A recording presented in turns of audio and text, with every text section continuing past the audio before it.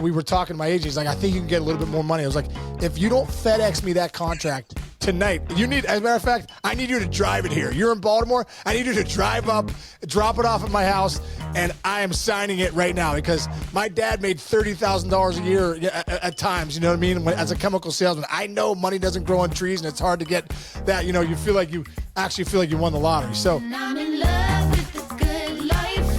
Can't give it up. Make it to the top. Keep climbing. I wanna live it up. The good life.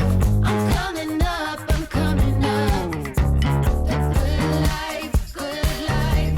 Oh, good life. Good life. Good life. Good life. boom, coming in hot, Chinchy. What's going on, man?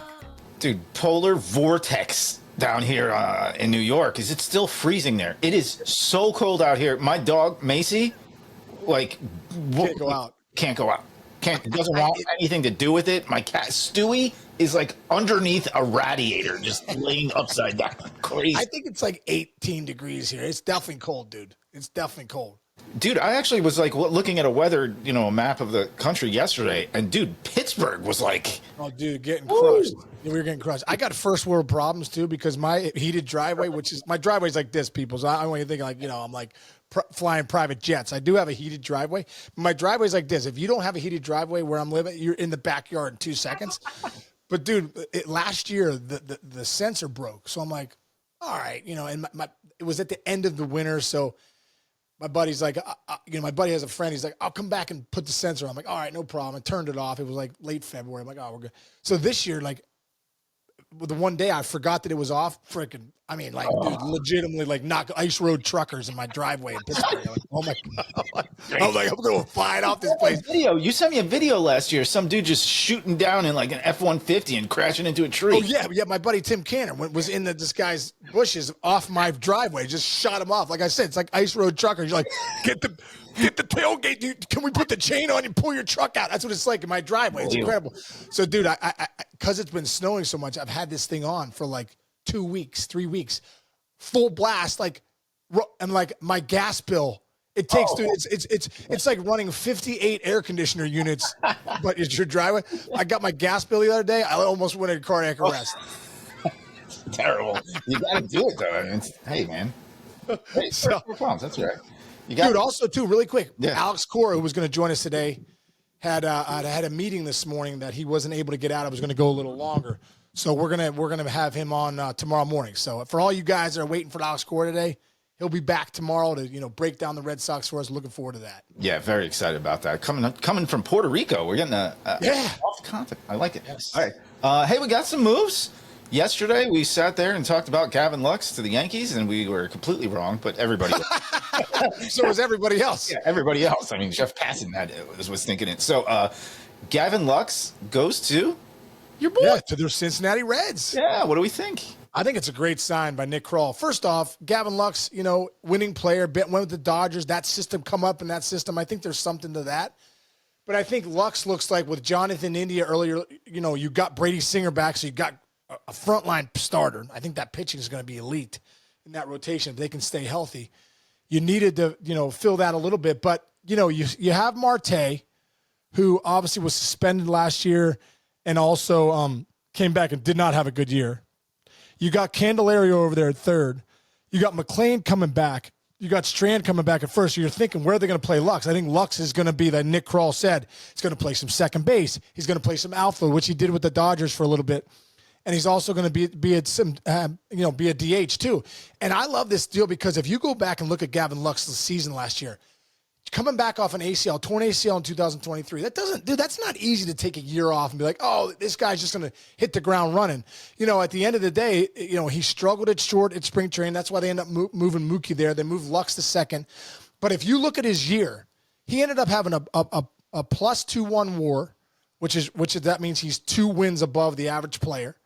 And he also, in the second half, had like a 900 OPS, I believe, in like 62 games. Correct. And was actually a threat in that lineup. He's always had a great left-handed stroke, was actually a threat. So, I think the Reds and Nick Kroll and Tito and those guys got together and they said, you know what, we're getting this guy, I think, on the uptick of coming back from the ACL, had a great second half, just won a World Series title. He can be a swingman for us. He's, those kind of guys are dangerous for a guy like Terry Francona of mixing and matching those lineups. So I think it's a great pickup for the Reds. I think that they're really putting together a nice team there, and you can never have enough left-handed bats, especially in that park, dude. His numbers are going to go up even more. LA at night is not easy to hit. Right. You get to Cincinnati, he's going to hit a few more home runs just because of that park. How about this little nugget I got ready for you? Perfect timing for it. Gavin Lux, career 296 batting average, 519 slug in Great American Ballpark. There you go. Yeah. There you go. He's a 500 slug guy in Great American.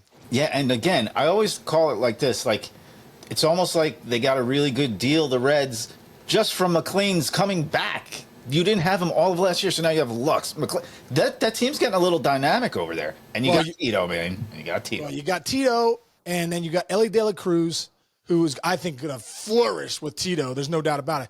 McLean coming back for me, dude. That guy, he's the heartbeat of that club. I really believe that. Him coming back is going to be absolutely huge. If Encarnacio Strand can stay healthy, man, this guy can hit. He can flat out rake. Candelario had 20 bombs last year. And you also, Spencer Steer was banged up. Friedel was banged up. They were banged up last year. But, dude, that rotation, I think, is going to be a top-of-the-line rotation with Green at the top. You're bringing in Singer. If Lodolo can stay healthy, too, he's one of the nastiest guys in the league, dude. He's a nasty left-hander, dude, nasty. If he can stay healthy, Abbott's got great stuff. They got great stuff. They got great guys. Nick Martinez can be a swingman. They got great guys in that rotation. The bullpen's tight with Diaz in the back end. So, Tito has to be looking about how this is putting together and love it. So, kudos to Nick Kroll for getting Gavin Lux. Yeah, and you know that what they're doing, Tito said it to you on our show, flat out. He goes, I wouldn't have come back, first of all, if they didn't come to me and say, hey, we want to talk to you. And then he told us, he goes, I looked at the roster, and it's Tito, man. He's not coming back for a rebuild. Right. He's coming back, and you can tell, you can just see the little way the guys that are coming into this team are like Tito type of guys, it seems like. So, no doubt. Right? And also, too, good for the Reds for saying, like, Tito had to come in and say, listen, I need another starter. I need another left-handed bat, or I need a swing guy. And, okay, they got Singer. Yeah. And India is a very popular player there in Cincinnati and had a nice year last year. So I think that was a great trade for Kansas City, too. They got a great player there. And then they look at Lux and they go, okay. And also, like I said, you get that left-handed bat. Strand's, I believe, right-handed. De La Cruz is a switch.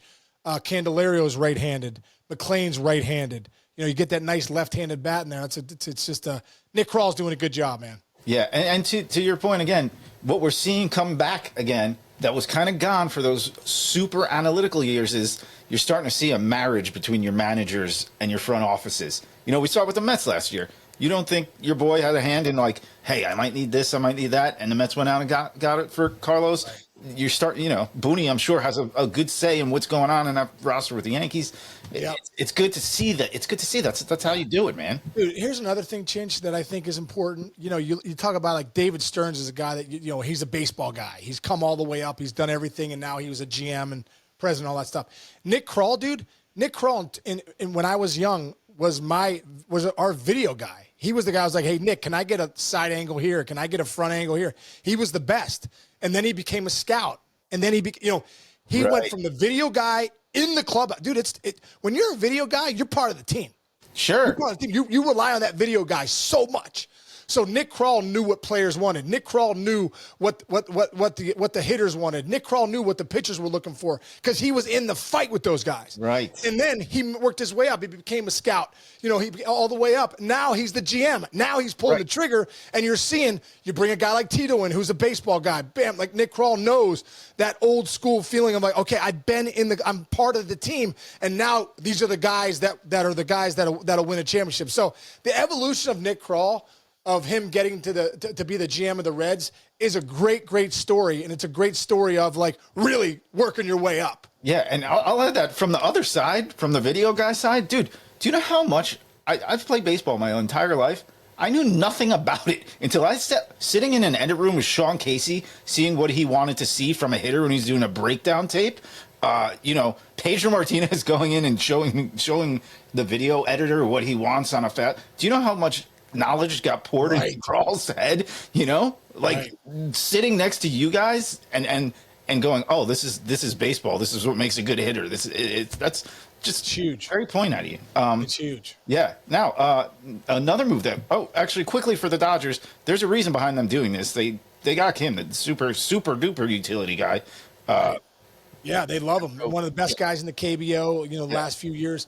It's going to be interesting to see. I think he's more of he's a guy that's going to be what Lux was. He's going to bounce all over the place, be a super utility guy, maybe a defensive replacement, so it'll be interesting to see. But they signed Tommy Edmonds to that 5-year deal, $70-some million. They have Mookie Betts is coming back to short. They kind of just, the way things are going, they had too many infielders. So it made sense for them to move Lux. Yeah, and by the way, Gavin Lux, Dodgers fans are probably going to give him a super cheer when he comes back. His last at bat as a Dodger, Game 5 World Series, 8th inning, tying sacrifice fly. Oh, huge. Dude, you think he's going to get a huge ovation? Huge ovation. All right, somebody whose family should be clapping for him because he's rich is Brent Rooker, man. Got this deal. Now, the numbers are what they are, and there are people online going, "Whoa, that's a bad deal for Brent Rooker. It's a bad deal for Brent Rooker." You say otherwise, and you have a very good reason for it. Well, dude, 5 years, $60 million from a guy that a couple years ago when he was with the Twins, I believe it was 2022, he was actually thinking of he debuted with the Twins in 20, struggled, eventually was traded to the Padres in 22. 4 months later, the Padres dealt him to Kansas City. 3 months later, the Royals designated for side. The A's picked him up because they were the A's. Dude, and now he was top 10 last year in MVP vote for AL. And all of a sudden, $60 million comes out of this guy, and you go, hey, here's 5 years, 6. You go, sign me up, dude. Like, seriously, when you have that experience, when you're not, he was a first-round pick, I believe, out of Mississippi State. Came in, just didn't get it going, figured out a couple things with his swing. He's always raked. He really has always raked. But, dude, last year at the deadline, he was the big name. Who's going to get Rooker? This guy's got over 900 OPS.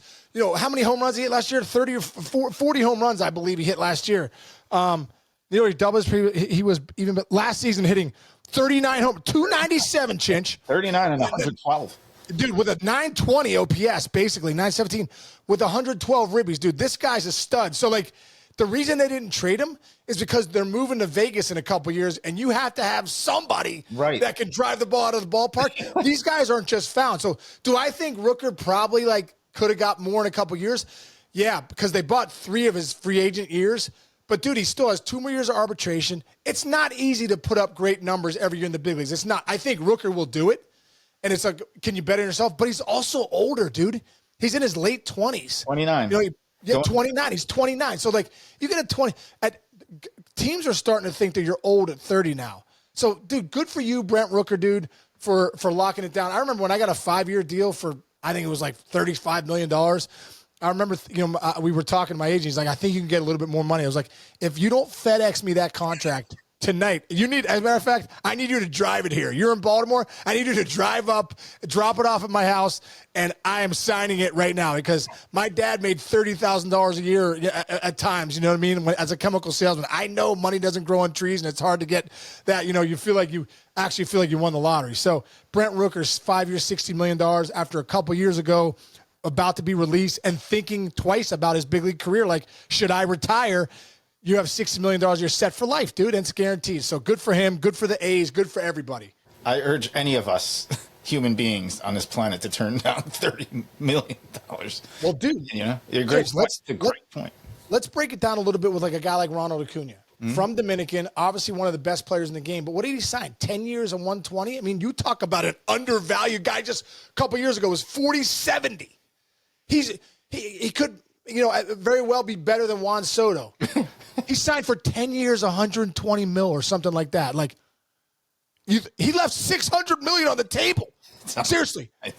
Dude, he's 24 years old. I know. You want to talk about leaving money on the table, but when someone puts $120 million in front of your face, when you grow up poor and it's life-changing generational money, it's when's enough? I know. Like Juan Soto, same deal from Dominican, offered $450 million 3 years ago and said, nope, I'm going to take my chances with my abilities and see what happens. Yeah, that's what makes that amazing. That's amazing, dude. That's insane. Amazing. Talk about betting on yourself. Holy exactly. Crap. Whew. All right. What else we got here? That's it. That's it, man. Again, That's it for today. people still going back and forth on that. We want to see what happens with the rise. John Heyman thinks it's not going to happen now. Other people are still saying that, so maybe in the next couple days we'll figure that out. But tomorrow we got the big one. We got the big gun. Alex Cora coming in tomorrow. It's gonna be great. I'm really, really excited. I got my questions ready to go. Meanwhile, he's just a great friend of mine. So the questions, usually when I have the questions ready to go with friends, they end up going out the window. Yeah, you want At least we're prepared. You know? first. Yeah, it's better be prepared. Be prepared. Exactly. Exactly. Yeah. All right, Cincy, I love you, brother. Have a great rest of the day, man. And I'll catch you tomorrow. Everyone out there, thanks for listening. We appreciate you big time. Subscribe and download if you can. It helps us a ton. And we'll catch everybody tomorrow with Alex Cora coming inside the mayor's office. All right.